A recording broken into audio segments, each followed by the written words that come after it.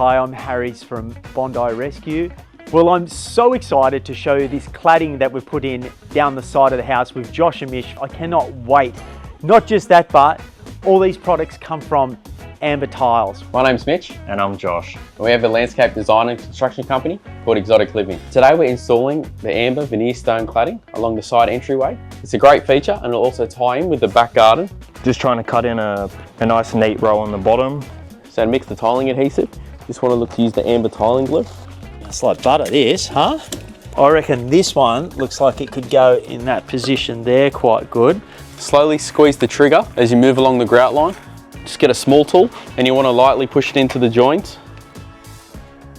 The finished product, we could not be more happy with this. We're stoked to be part of such a great project and a fantastic client as well in Harries, and of course using a great product from Amber Tiles.